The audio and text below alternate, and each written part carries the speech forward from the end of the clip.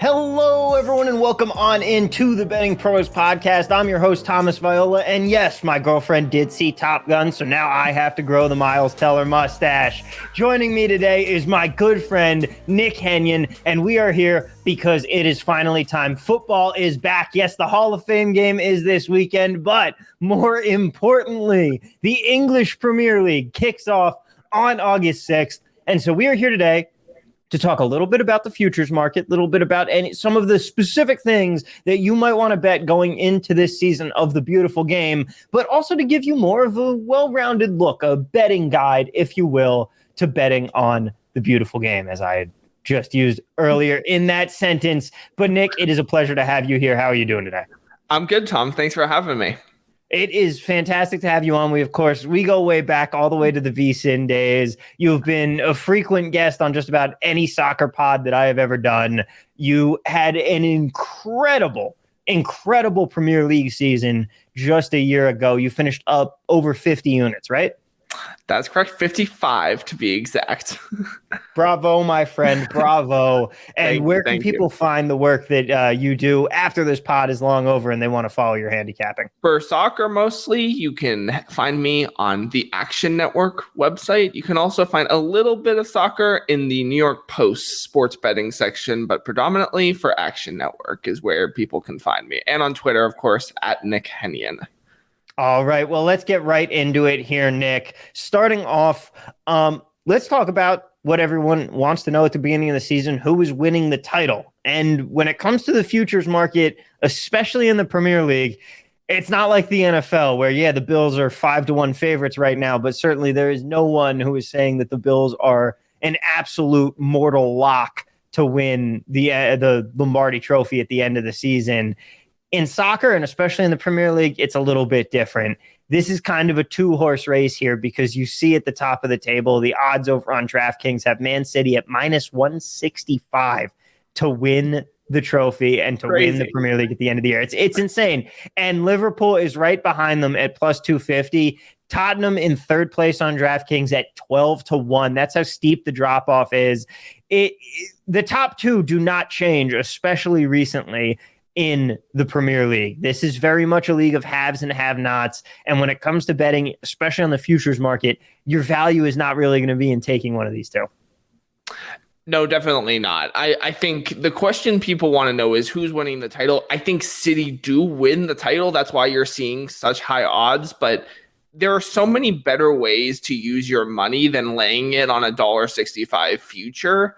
Like, there's just so many better markets people can take advantage of. I know we'll talk about that later in the show, but I mean, just from a futures strategy standpoint, if you came to me and said, okay, I have to have a bet in this market, the only strategy I can think of is take Liverpool at plus 250, hope City falter in the first half of the season, get in live on City and plus money too, and try to guarantee yourself at least a minimal profit. But $1.65, too rich for my blood to open this season. I mean, I can barely bet a future under 5-1. I certainly can't bet one at minus prices. So if you want to start looking in the futures market and you want to say, hey, I want to have a bet going into the season, because I get that. A lot of people want to have some fun on a season-long ride, something they can put a little bit down and hope that they're going to have a nice small payday waiting for them in the summer. And honestly, the other thing I'll say too is if you want to bet City, if you think City win the title, just a little betting calculus here, just take over their points total. I think it's set at 90.5. I think most champions have cleared that number in the last 5 or 6 years.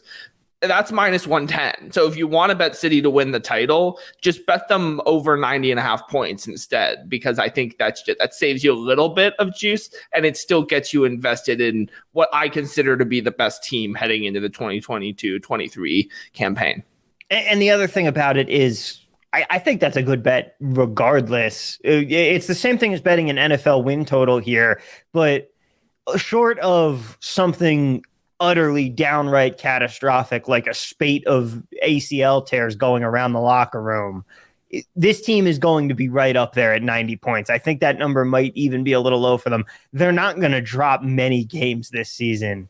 I think you're completely right about that market. But if you wanted to try and find something with maybe a little more value, you have more betting options here because you can bet the winner, but you can also bet team to finish in the top 4. And there's not a tremendous amount of value there until you get down to Newcastle at 9-1. But it is another way that you can look if you want to. Yeah, exactly. But again, you're going to see lofty prices on those as well. I mean, I think really the question is, we're expecting the same 4 teams to finish in the top 4 this year. Yeah. The only question is whether a team like Arsenal or Man U or one of those sneaky sort of mid-table sides, West Ham, Leicester, can break into that. I personally don't think so. I'm getting involved. All my futures are further down the board.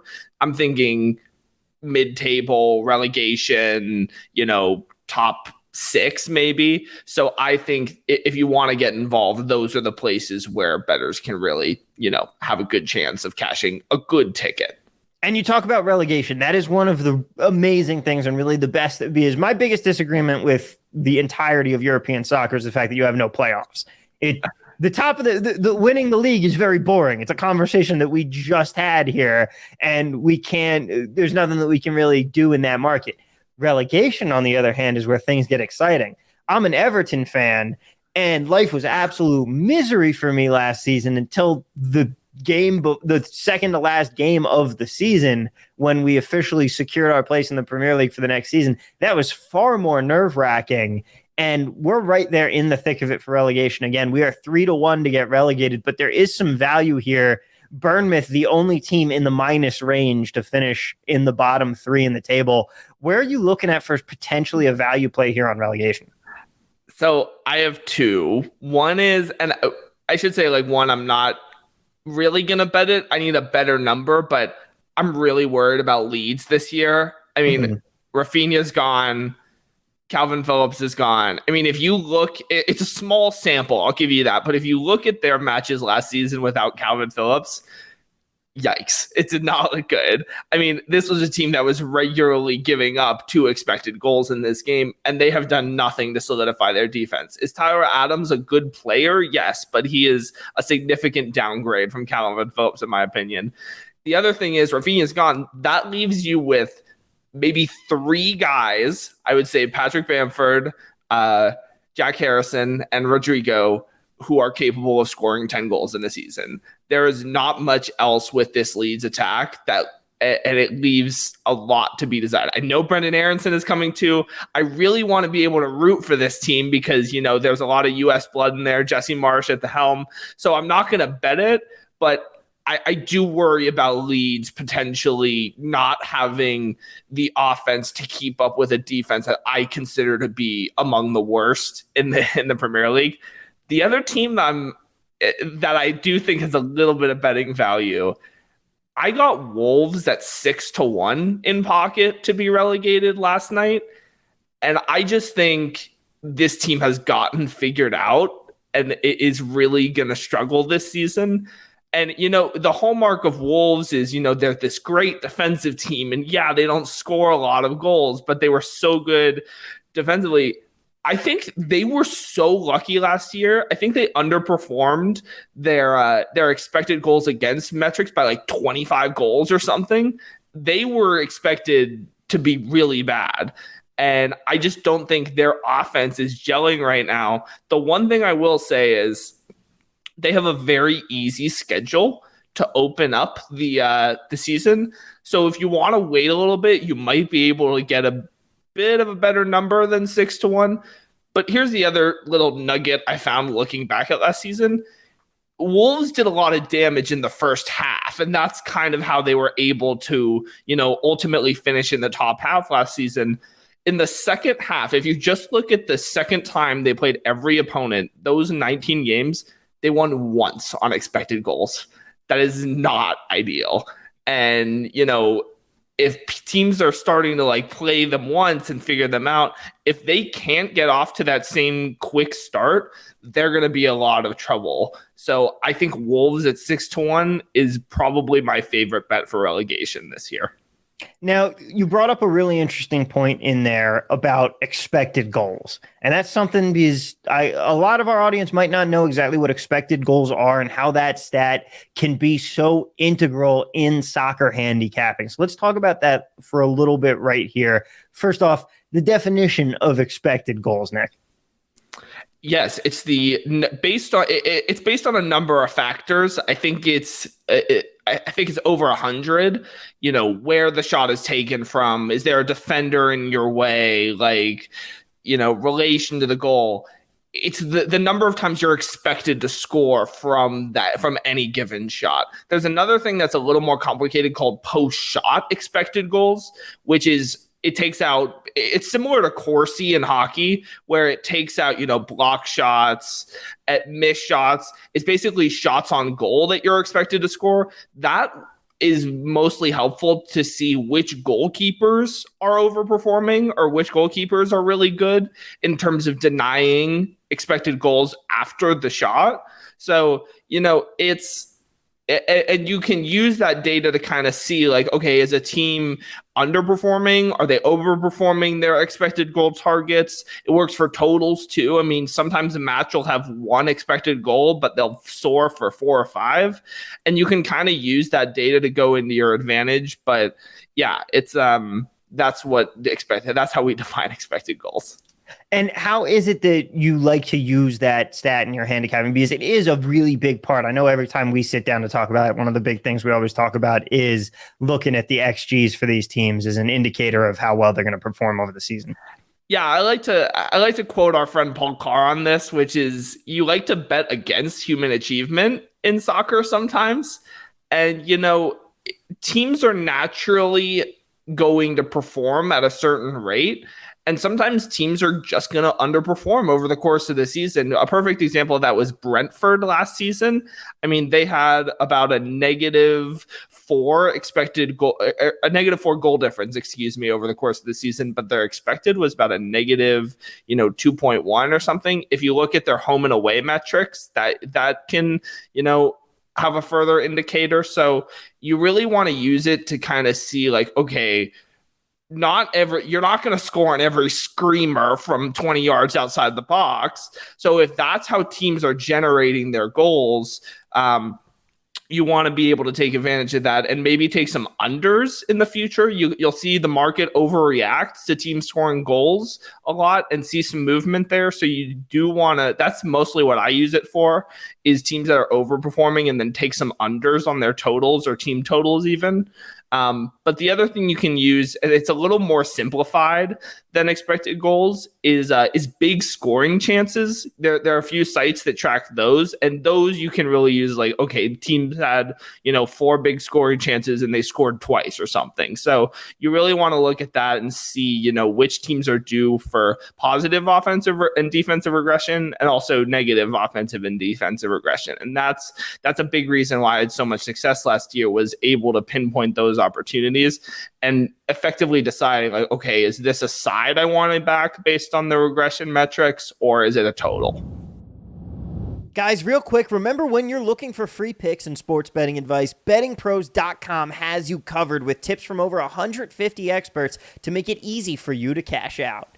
Download the app to get sports betting alerts. You'll get notified of favorable bets based on line movements, consensus picks from the most accurate experts, and vetted systems in play.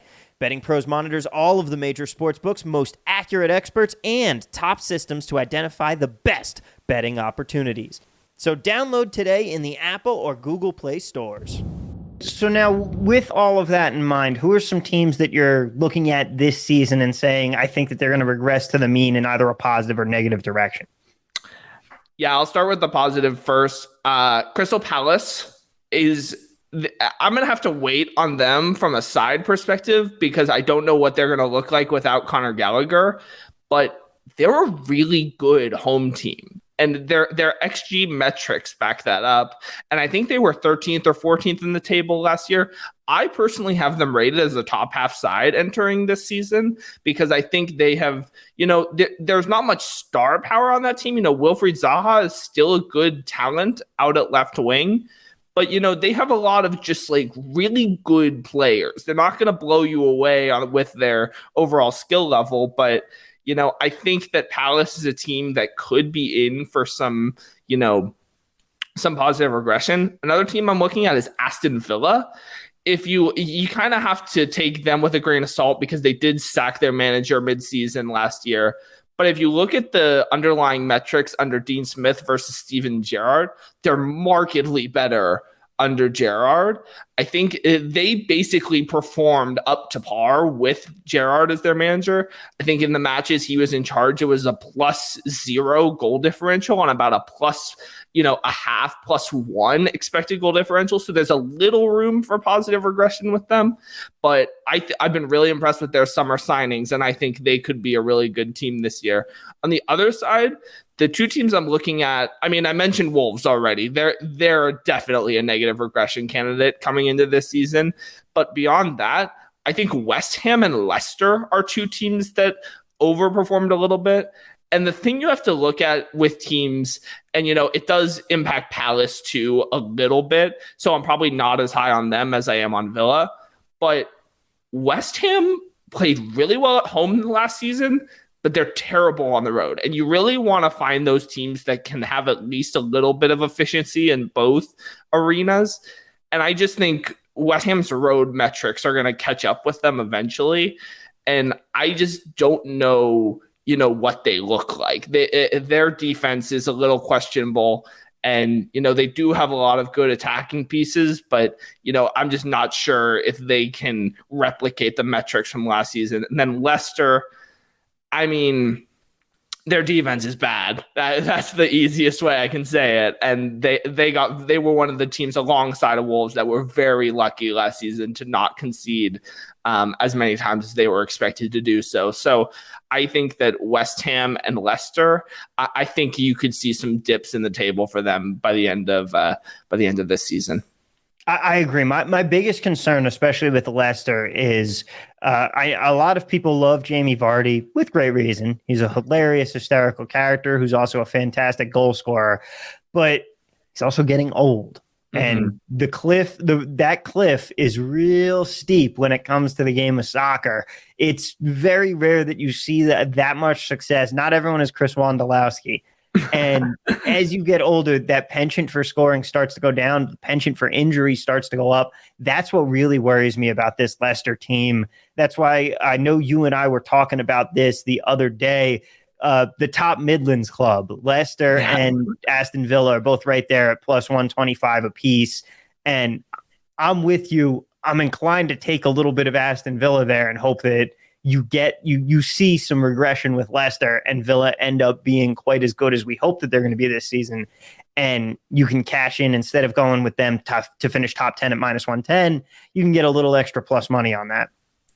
Yeah, I actually think there's a case to be made for Aston Villa to be in a European spot this year. I think that, I agree.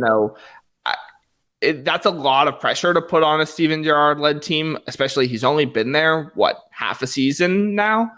But, they have such strength through the middle now that I think they're going to be well set up to defend teams, that, including really good teams that like to play through the middle. So I think that, there's a case to be made that all of, United, Leicester, West Ham, Brighton too. They sold Yves Bissouma this year. We don't know what they're going to look like in the midfield without him. But I think you could even see Aston Villa in the Europa League next year if all goes right for them. And you have to hope that all does go right and then we cash a couple bets there. But I think it's very much within that realm of possibility. Want to track all of your wagers in one place? Check out the Betting Pros Pick Tracker at bettingpros.com/picktracking. It syncs up with your sports books to tally which picks hit, which miss, and gives you a live look at what the public is doing so you can use real-time tracking to determine which plays to make and which to fade. Get on the leaderboard and quickly become a sharp by using the free advice we offer at bettingpros.com/picktracking. Now, another thing that I want to get to with you here before we move on and break down what an individual game looks like, because we know that can be a little different for people who are used to American sports betting.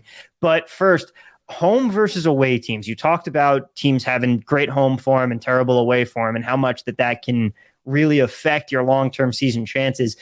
But how big of a deal is home field advantage in the Premier League? Because a lot of people here don't quite understand. It's not quite like the NFL. Those environments are much, much more similar to a college football atmosphere over here.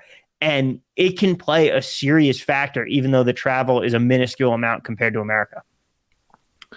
There is an argument to be made that home field advantage in English Premier League is the most important among all sports betting. It's like, based on the data I've looked at, it might be more important than the NFL. Just last season, and again, I'm going off expected metrics here. There are teams that finish with negative goal differences at home. Just last season, 12 teams had a positive expected goal differential on their home turf. Only 4 had a positive expected goal differential on the road. Those 4 teams were City, Liverpool, Chelsea, Tottenham. I see a connection here. Yeah. So and again, some people might be like, Nick, that's a really small sample. And you're right. But if you look at the last 4 years, take all 80 teams of those 4 years, 44 have had a positive expected goal differential at home in that span. Only 25 have had a positive expected, or 20, have had a positive expected goal differential on the road. That is almost a 30% net change. So I think that it is so important, to the point where I'm honestly considering only betting on home teams this year. Like, I don't foresee, I need to go back and look through some of my bets to see what the breakdown is in terms of my home versus road bets.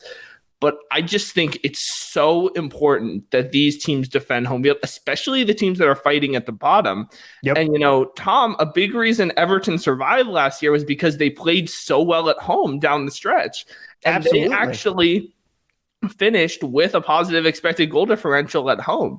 So it is so important that, and again, for a lot of new soccer bettors, if you're looking at odds and being like, well, why is Brighton a home favorite against, let's say, Manchester United, for example? That's why. It's because it's so important that these teams get points on their home turf. So it is so important, and really something that people need to take into account when you're making your bets. Now, Nick, you talk about that home field advantage being so important, and that's actually something that I didn't take into my handicapping when I first started betting soccer, because I took a look at, the country, and I said, your farthest travel time is an hour and a half. That's cake compared to a 6-hour, 3 time zone trip from the East Coast to the West Coast, or vice versa. And I was like, how big could it really be? It is that atmosphere. It is that fan support that actually does make a huge difference in this league. But you talk about being able to get points at home, and that doesn't always mean a win. The way soccer betting works, and the thing that trips up a lot of people that come from traditional American sports, where, as the great Ted Lasso said, if you tried to end an American sporting event in a tie, it would be listed in Revelations as a sign of the apocalypse. Well, in England, we get plenty of draws, and in soccer, that means that the betting is a little bit different. You can bet on a quote-unquote spread that operates much more like a run line in baseball or a puck line in hockey than it does an NFL or NBA spread. It's always traditionally, it runs the gamut of half a goal, goal and a half, etc.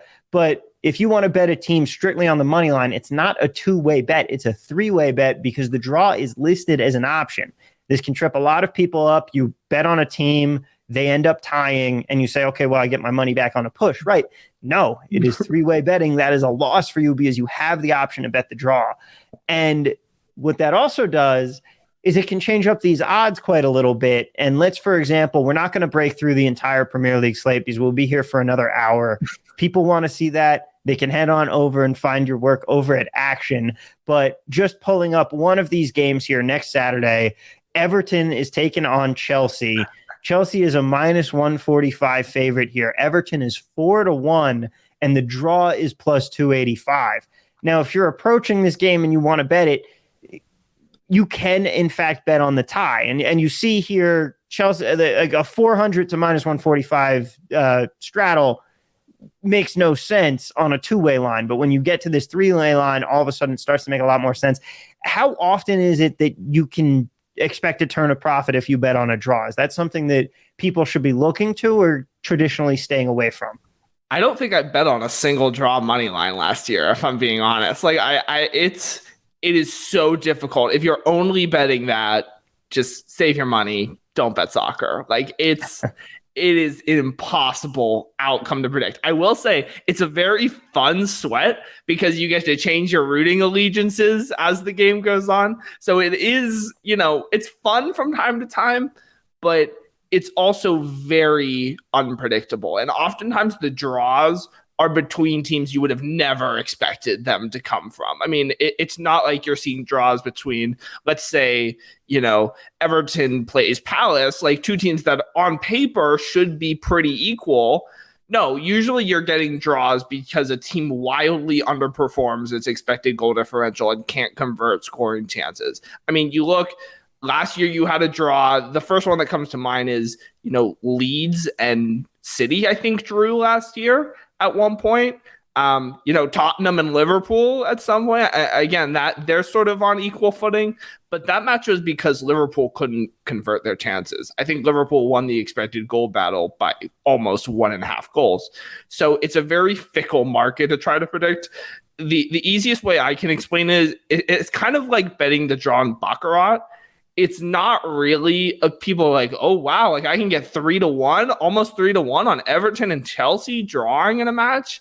Like on paper, that looks appealing, but it's really tough to be a sustained profitable bettor if you're only betting the draw money line. Now, when you do approach an individual game, how are you breaking it down, and what is it that you look at a number that makes you say, I want to take this number? Like how much juice is too much juice to be laying with some of these teams? What should people be looking at? I try to, and this is very unique, I think, in soccer betting, is I try to get as many different outcomes as possible with a bet. So I usually look for games between mid-table teams with what we call draw no bet goal lines, which is actually if the match does end in a draw, you'll get your money back. And that is sort of a good indicator. But I really look for teams that are, positive. We talked about it earlier, positive and negative regression. But, I want as many outcomes as possible with any given bet. So if you're giving me +0.5, perfect example, like City and Liverpool last year at the Etihad, you're giving me 2 outcomes with Liverpool, whereas you're only getting 1 with City based on the closing line of that game. And I just thought, And when you're talking about a +0.5 goal, what that is you're betting on a spread line where you have Liverpool plus literally 0.5 point. So if the game ends in a draw, instead of you losing your bet, you win because you have Liverpool to win. Plus, if it's a draw, you win that.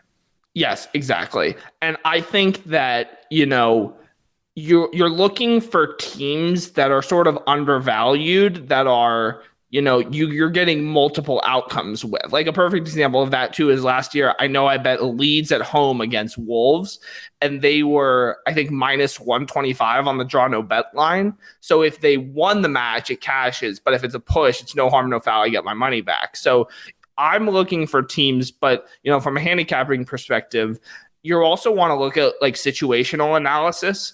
And one of the big things I look at is how teams perform against pressure versus how they play against teams that, just like to sit back and let them have the ball and, let teams come to them and try to beat them on the counter. The other thing you want to look at is set pieces, how teams perform in dead ball situations. Some teams are awful when it comes to defending corners, free kicks.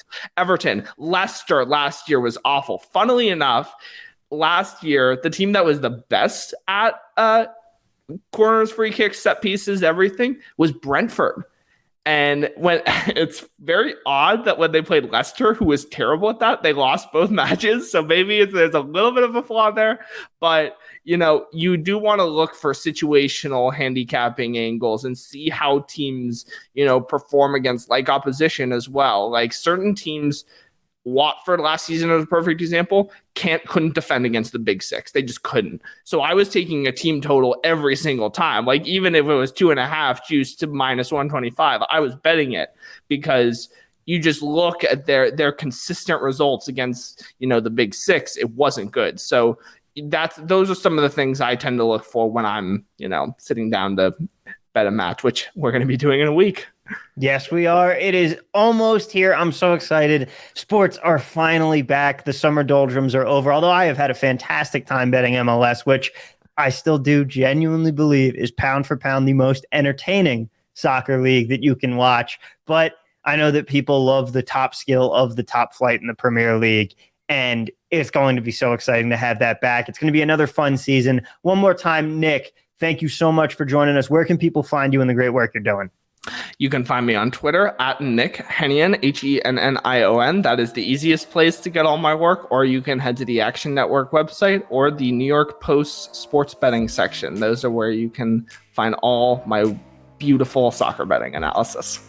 Ladies and gentlemen, thank you so much for checking us out today. Don't forget, like, subscribe, and share. You know the drill. Hit us with that 5-star review on the podcast, and be sure to leave us a rating on the podcast platform of your choice. Hit that subscribe button and follow at Betting Pros on Twitter. You can follow me at TV at Work. And don't forget, head on over to bettingpros.com/chat. Join the Discord. Soccer season is upon us. We have a fantastic soccer community full of hardcore handicappers who are very excited to greet you, to walk you through betting on this league, and we all are trying to win money together. It's a fantastic community. Come be a part of it.